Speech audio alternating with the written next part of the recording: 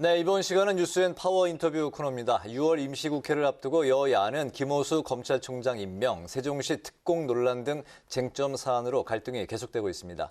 또 본격적인 대선 전국이 맞물리면서 정치권의 지각 변동도 시작되는 모습인데요. 오늘은 정의당 원내대표이신 배진교 의원을 모시고 전국 현안 관련 이야기를 나눠보겠습니다. 의원님 안녕하십니까? 안녕하세요. 네, 반갑습니다. 네, 바쁜데도 불구하고 또 나와주셔서 감사드립니다. 네, 초대해 주셔서 감사합니다. 네. 최근에 이제 경기도 간부가 이재명 경기지사 이제 주재 회의에서 발언을 한 것이 이제 논란이 됐습니다. 어떤 이야기냐면 근로를 노동으로 명칭 변경하는 것에 정의당이 이제 반대한다. 네. 이런 이제 반대를 했는데 물론 이제 그 직후에 경기도와 또 이재명 지사가 이제 공식 사과를 했는데 어떻게 해서 나온 발언이고 해명이 충분하다고 생각을 하십니까? 네, 말씀하신 것처럼 경기도 확대 간부 회의 때 경기도 내에 사용하고 있는 근로라는 명칭을 네. 노동으로 전환하는 문제와 관련해서 논의하던 중에 이재명 경기도지사가 국회에서도 이 논의가 진행되고 있을 텐데 어떻습니까? 라고 하는 질문을 했고 네. 이에 대한 답을 노동국장이 정의당이 반대해서 개정이 안 되고 있습니다. 이렇게 답변을 한 거죠. 이재명 지사 입장에서도 그동안 정의당 하면 노동을 강조해왔던 정당인데 의아해했고 사실 확인을 더 해보라고 일단 지시를 한 상황이었고 이게 언론에 알려지면서 정의당 입장에서는 그동안 노동과 관련돼서 대한민국 정당 중에 노동을 가장 많이 얘기하고 있고 최근에는 이제 노동박 노동을 또 얘기하고 있는 상황에서 이거는 경기도의 정확한 해명과 그다음에 사과가 필요하다라고 얘기를 한 상황이 있고요. 네. 이에 앞서서 우리 정의당의 경기도 의원 이혜원 의원은 이미 2019년도에 5분 발언을 통해서 근로를 노동으로 바꾸자라고 이미 제안을 했고 네. 지난해에는 경기도 근로용어 일괄정비 조례안이 발의하고 또 통과가 되어 있어서 이미 경기도에는 노동이라고 하는 말을 이미 쓰고 있는 거죠. 네네. 이런 상황을 놓고 봤을 때 정의당의 그동안에 이제 도의원의 활동이라든지 저희 당의 활동을 놓고 봤을 때 그런 발언을 한 것은 노동국장의 심각한 잘못이다 이렇게 좀 판단을 했고요. 네. 그런 측면에서 저희들이 이제 공식적으로 항의를 했고 이재명 도지사의 경우에는 여영국 대표에게 전화를 해서 정식으로 좀 사과를 했습니다. 그리고 노동국장은 직접 당에 찾아와서 저희 당에 공식적으로 사과를 한 상황이기 때문에 경기도의 사과를 저희들도 수용한 입장이고 앞으로도 저희 당은 노동을 정말 노동이 당당한 나라를 만들기 위해서 더욱더 노력하겠다는 말씀을 이 자리에서 한 번 더 드리도록 하겠습니다. 알겠습니다. 노동이 당당한 나라. 네, 상황 다 뭐 일단락된 거군요. 네, 그렇습니다. 그 다음 질문 드리겠습니다. 야당이 이제 부적격 판정을 내렸던 김호수 이제 검찰총장인데 여당이 단독으로 청문 보고서를 채택을 했고 대통령이 임명을 강행을 했습니다. 이번 정부 들어서 33번째 야당 패싱 장관 인사인데요. 네. 정의당의 입장 들어볼까요? 어제 민주당이 이제 단독 보고서 채택 이후에 저도 유감 표명 입장을 발표했습니다만 네. 사실 김호수 검찰총장 후보에 대해서는 대단히 신중하게 저희들도 판단하려고 노력을 했고 인사청문회 전 과정을 좀 지켜보면서 신중하게 판단을 하려고 했습니다. 무엇보다도 이제 관행이라고 하는 이유로 부적절한 정관 예우에 대한 특혜를 사실 받으셨고, 근데 저희 정의당 입장에서는 특히나 심각하게 문제를 삼은 것은 피해액만 2조 원에 달하는 라임, 오티모스와 관련된 판매사의 변호를 수임했다라고 하는 것에 저희들은 후보자로서 상당히 부적격하다는 판단을 내렸습니다. 왜냐하면 다른 사안도 아니고 사기 펀드로 인해서 피해자가 수천 명에 달하는 그리고 국민들이 그러한 부분들 속에서 지금 좌절하고 있고 정부가 나서서 이 문제를 적극적으로 해결하기를 바라는 상황인데 오히려 피해자들을 위해서 활동해도 국민들의 마음이 지금 풀릴까 말까한 법무부 차관 출신이 그 사기 펀드를 판매한 판매사의 변호사로 선임됐다라고 하는 것에 대해서 과연 국민들이 납득할 수 있겠느냐. 무엇보다도 공정하게 이 수사를 지휘해야 될 위치에 있는 검찰총장으로서 과연 합당한 것인가라고 하는 측면에서 저희 정의당 입장에서는 정관예우 특혜에 대한 문제도 있었지만 사실은 이 판매사에 대한 변호사 수임이 사실은 검찰총장을 수행하는 데 부적절하다고 판단을 내린 것이고요. 무엇보다도 최근에 청와대 인사 시스템이 정말 유명무실화된 거 아닌가라고 하는 판단을 할 수밖에 없습니다. 7가지의 인사검증 조건을 내걸었고 그 조건에 대해서 충실하게 정말 인사검증을 했는데도 불구하고 이렇게 후보자를 계속 추천하는 것인지 정말 알고 추천한 것인지 못하고 추천한 것인지 양쪽 다 문제가 좀 심각한 상황에 있다는 말씀을 다시 한번 드릴 수밖에 없습니다. 네, 세종시 공무원 특공 관련 국정조사를 놓고도 여야가 맞붙고 있는데요. 정의당은 국민의힘 또 국민의당과 함께 국정조사 요구서를 제출을 했지만 민주당은 경찰 수사가 먼저라면서 사실상 거부를 한 상황인데 지난 주말 사이에 당정청이 세종시 공무원 특공 제도를 10년 만에 폐지하기로 했습니다. 이 부분은 어떻게 보십니까? 네, 정의당은 간평원 등 특공 문제와 관련해서 폐지해야 된다라고 입장을 일단 밝혔고 네. 그리고 이것을 제도적으로 보완하기 위해서라도 국정조사가 필요하다라고 제가 제 입장을 밝혔었고 또 이 입장을 유지했던 국민의힘 그리고 국민의당과 함께 국정조사서를 요구서를 지금 제출한 상황이 있습니다. 당정청이 그 특공 문제와 관련해서 폐지하겠다라고 하는 것은 당연한 조치라고 생각을 합니다. 그런데 특공 문제를 단순하게 폐지하는 것을 넘어서서 제도적으로 지금 보완해야 될 측면이 있는 건지에 대해서도 전면적인 평가와 또 제도적 보완이 필요하다면 제도적 보완을 저는 해야 된다고 생각합니다. 실제 시세 차익을 막을 수 있는 제도적 장치 없이 아파트 분양권을 주고 그러다 보니까 과도한 이제 시세 차익을 얻은 특혜가 발생을 한 문제이기 때문에 이 제도를 바꾸는 건 당연한 문제인데 다만 특히 신도시나 이런 측면에서 공무원들과 관련해서 이주 문제라든지 이런 문제들을 지금 이제 특공이 폐지가 되면 이주 문제 등이 이제 당연히 제기가 될 텐데 그럼 이런 측면에서의 지원 문제라든지 이런 것들은 또 어떻게 해결해야 될 것인지 이 문제를 전반적으로 좀 살펴볼 필요가 있고 그렇게 하기 위해서라도 국정조사가 필요한 상황이죠. 그런데 민주당의 경우에는 지금 폐지 입장을 밝혔기 때문에 네. 국정조사 할 수 없고 경찰 수사를 좀 지켜보자 이렇게 얘기를 하고 있는데 경찰은 오히려 감사를 좀 지켜보면서 수사를 하겠다 이런 입장이라는 거죠. 결국은 당정청이 사실은 돌려막기 하고 있는 상황이라고 저희들은 평가할 수밖에 없기 때문에 지금이라도 이러한 특공 문제들을 근본적으로 해결하고 또 네. 공무원들의 이주 문제들을 제도적 개선을 통해서 지원하기 위해서라도 국정조사를 반드시 해야 되고 이 문제에 더불어민주당이 적극적으로 나서줄 것을 다시 한번 촉구하는 바입니다. 알겠습니다. 다음 질문은 이 소상공인 손실보상법 이 이제 시급한 과제다라는 전제하에 드리겠습니다. 정부가 이제 소급 적용이 이제 어렵다는 그런 입장이고 상임 및 소위까지 불참을 했기 때문에 지금 논의가 계속해서 이제 미뤄지고 있는 상황인데 이 문제는 정의당 입장에서는 어떻게 풀어가야 된다고 생각하십니까? 지금은 국회 시간입니다. 국회만 결단하면 저는 할 수 있다고 생각을 합니다. 이미 이러한 논의가 질이 멸렬하게 지금 몇 달째 이어지고 있고 법안 소위가 열리기 전에 여야 정당 7개 정당, 그다음 무소속 의원님들까지 포함해서 117명이 네. 손실보상 소급 적용 입법을 신속해야 된다라고 이미 얘기한 바도 있습니다.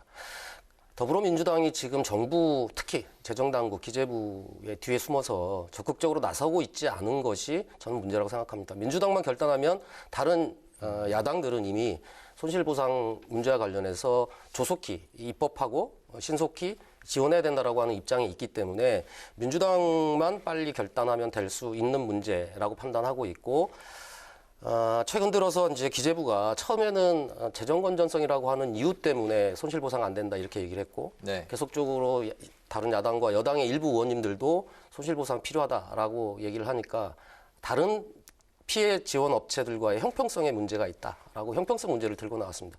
결국은 손실보상 집합제한, 집합금지와 관련돼서 정부가 행정명령을 했고 이제는 입법을 통해서 소상공인 자영업자가 K방역의 최일선에서 서 있고 그 일선에서 피해를 받은 만큼 또 정부 행정명령으로 한 만큼 헌법이 보장한 대로 손실보상을 하되 피해 지원 관련된 업체 문제와 관련해서 별도로 논의해서 충분히 지원할 수 있는 문제이다라고 저희들은 생각을 하는 거죠. 그래서 기왕 이렇게 논의가 진행된 바에는 손실보상은 손실보상대로, 그리고 코로나19 상황에서 피해받은 소상공인 자영업자와 관련된 피해 지원은 피해 지원대로 별도로 논의하는 것이 지금 시급한 상황이다. 따라서 이제는 정부가 머뭇거릴 이런 시간에 국회가 신속히 결단을 내리고 이번 주에 법안 소위 개최해서 빨리 법안 통과를 시켰으면 좋겠습니다. 네. 국민의힘은 전당대회를 앞두고 있는데요. 이준석 후보가 돌풍을 일으키고 있습니다. 보수 정당에서 이렇게 청년 정치인이 새 바람을 일으키고 있는 상황은 어떻게 보십니까?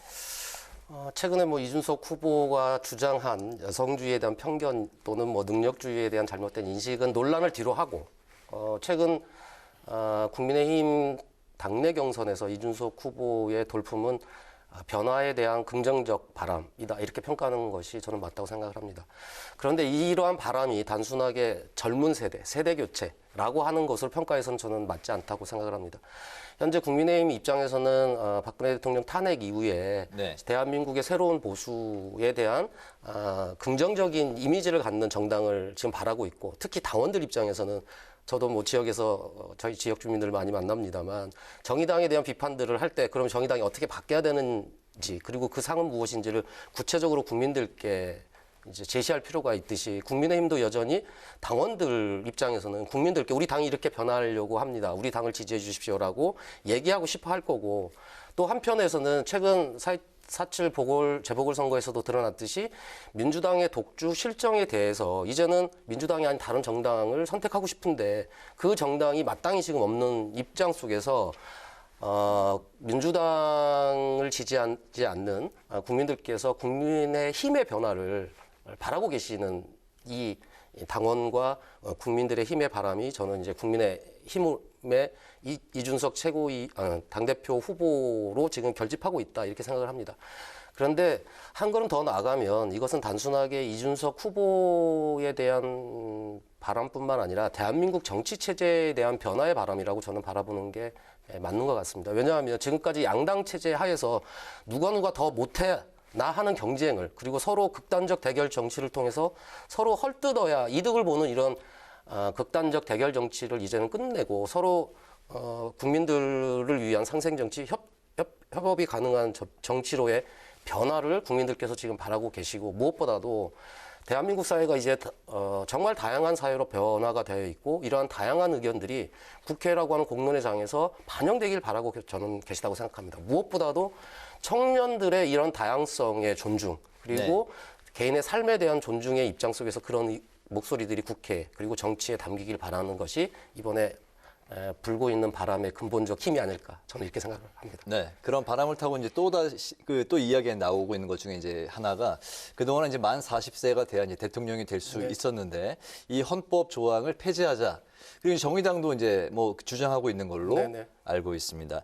문재인 대통령이 2018년에 이제 그 개헌을 이제 들고 나왔다가 이제 잠시 또 이제 수구로 들었는데, 이번에 그 개헌안이 통과될 수 있을까요? 어떻게 보십니까? 저는 당연히 통과시켜야 된다고 생각을 하고 있고요. 다른 지금 개헌들에 대한 이제 제기들이 많이 되고 있는데 설령 합의가 안 된다고 한다면 이 사안만이라도 원포인트 개헌을 꼭 했으면 좋겠습니다. 네. 왜냐하면 20대에도 이런 40대 연령 제한을 폐지하자라고 하는 주장은 저는 당연히 제기될 수밖에 없었던 상황인 것 같습니다. 무엇보다도 대한민국 사회가 양극화가 극심해지고 있는 사회였고, 그 극심한 양극화 과정에서 가장 어려움에 처해 있는 게 우리 청년들이었습니다. 결국은 청년들의 이런 삶을 개선하는 것은 대한민국 사회 변화를 얘기하는 것이고, 그런 삶을 살고 있는 청년들이 당연히 대통령이 못 될 이유도 없고, 오히려 적극적으로 정치적 입장을 얘기함으로 인해서 대한민국 변화를 저는 주도할 수 있었을 거라고 생각을 합니다. 그런 측면에서 기존의 40대 연령 제한도 폐지하자라고 하는 주장도 저는 맞았다고 보고, 최근에 저희 청년정의당이 이런 청년들의 문제 해결은 단순하게 청년들의 어려움만의 문제가 아니라 대한민국의 극심화된 양극화를 해소할 수 있는 적극적 변화의 과정이다라고 하는 측면에서 적극적으로 지지하고 있고, 우리 청년정의당의 이런 활동에 대해서도 국민 여러분들께서 많이 관심을 가져주시고 반드시 40세 연령 제한을 폐지했으면 좋겠습니다. 네네. 만약에 그 개헌안이 이제 통과된다면 적용 사례가 제 바로 옆에 아, 네. 강아랑 앵커가 그렇겠네요. 네. 적용 사례가 될 수 있겠습니다. 우리 40대를 대표해서 네. 조금 전에 좀 아까 기다리실 때 네네네. 민주당의 이동학 청년 최고위원회 이제 발언 같이 들어보셨는데 현행 대통령 5년 단임제를 이제 4년 중임제로 바꾸자는 이제 개헌안을 또 이제 주장하고 있는데 이 안에 대해서는 어떻게 생각하십니까? 지금은 대통령 5년 단임이냐 중임이냐를 논의하기보다는 권력 구조를 어떻게 바꿀 것이냐가 지금 핵심적인 논의 사안이 아닐까 이런 생각을 합니다. 이미 20대에서도 여러 가지 개헌과 관련된 권력 구조 개편과 관련된 논의가 있었고 대략적으로 여야가 합의한 안 중에 하나는 과도하게 집중된 대통령 권한을 좀 내려놓고 그리고 국회가 행정 권력을 견제할 수 있는 측면에서의 권력을 적절하게 배분할 수 있는 방식으로 책임 총리제 등이 논의가 됐던 거죠. 그러니까 특히나 국회가 이제는 앞에서도 말씀드렸지만 극단적인 대결 정치, 양당 정치를 이제는 끝내고 다양성의 정치 그리고 연정과 협치의 정치가 가능한 새로운 정치 구조를 만들어야 되는데 그런 구조를 어떻게 만들 것인가가 지금은 더 중요한 문제라고 생각을 합니다. 그래서 4년 중임이냐 5년 단임이냐라기보다는 네. 과도하게 집중된 대통령제의 권한을 어떻게 완화하면서 다양성의 정치, 연정의 정치, 협치의 정치를 만들 수 있는지에 대해서 빨리 논의를 했으면 좋겠고 저는 이런 측면에서 대통령 결선 투표제 도입이 반드시 진행되어야 된다고 저는 생각을 하고 있고 조만간에 저희 정의당에서 대통령 결선 투표제와 관련된 입법을 지금 발의할 예정이 있습니다. 그러니까 지금 개헌들이 지금 논의가 되지만 권력 구조 문제이기 때문에 유불리를 항상 따지게 돼 있고 그러다 보니까 적절한 국민들의 동의를 구하는 개헌 절차를 지금 밟고 있지 못한 상황이라고 한다면 결선 투표제라도 도입을 하게 된다면 다양한 정치적 입장과 국민의 삶의 변화에 대한 대안 제시를 하는 정치와 정당들의 후보들이 나올 것이고 그리고 그런 후보들의 여러 가지 다양한 정책들이 실제적으로 국민들로부터 평가를 받고 또 설령 50% 미만의 득표를 얻은 후보라고 하더라도 다양한 후보들과의 정책적 연대를 통해서 새로운 대한민국의 그림을 함께 그려갈 수 있을 거라고 보고 이후에도 다양하게 안정적인 국정뿐만 아니라 국회 운영에 있어서도 상생의 정치, 협력의 정치를 충분히 만들어갈 수 있기 때문에 대통령 결선제 도입은 반드시 필요한 상황이 아닐까 이런 생각을 하고 있습니다. 네, 과거엔 뭐 젊은 층과 소수자의 목소리를 대변하는 정당 하면은 정의당 이렇게 바로 떠올랐는데 요즘에는 좀 정의당만의 목소리가 들리지 않는다라는 말들이 나오고 있습니다. 네, 그렇습니다. 네, 다가올 대선 전국에서 정의당만의 색깔과 비전 어떻게 드러내실 계획인지 마지막으로 여쭙겠습니다. 정의당의 목소리가 잘 들리지 않는 이유 중에 하나는 다른 당들이 저희 정의당의 목소리를 다 가져갔기 때문에 그렇습니다. 특히 촛불 정권이라고 불리는 문재인 정부가 진보적인 의제들을 다 가져갔고 실제로 선거와 무관하게 저희 정의당이 그동안 냈던 목소리들을 다 지금 흡수해 간 상황에 있습니다. 저희 정의당은 이번 대선을 앞두고 대단한 내부 변화를 꾀하기 위한 노력들을 하고 있습니다. 무엇보다도 대한민국 사회가 사회 양극화가 가장 극심한 사회로 지금 되어 있고 그 측면에는 정치 기득권과 사회 기득권의 카르텔의 연합이 지금 형성되어 있기 때문에 그렇다고 판단을 하고 있습니다. 그래서 성 안에 안전하게 살고 있는 20%의 시민과 성 밖에 불안전하게 살고 있는 80%의 시민 저희 정의당의 목소리는 성 밖에 불안전하게 살고 있는 80%의 시민들을 향해서 다양한 정책들 그리고 양극화를 해소하는 정책들을 만들어 갈 것이고요. 제 개인적 생각으로는 이러한 변화들을 담는 정책들과 함께 그것을 반영할 수 있는 당명 개정까지도 좀 필요한 상황이 아닌가 이런 생각을 하고 있습니다.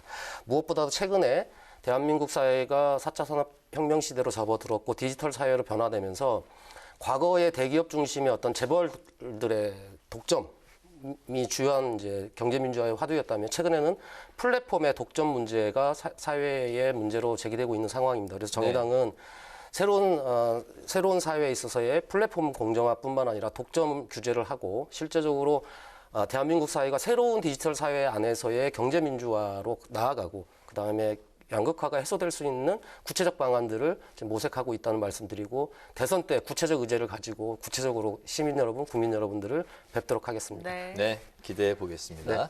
오늘 뉴스앤 파워 인터뷰는 여야 간 갈등을 빚고 있는 전국 현안 그리고 정치권에 부는 세대 교체 바람에 대해서 지금까지 정의당 배진교 원내대표와 함께했습니다. 대표님 오늘 말씀 잘 들었습니다. 감사합니다. 고맙습니다.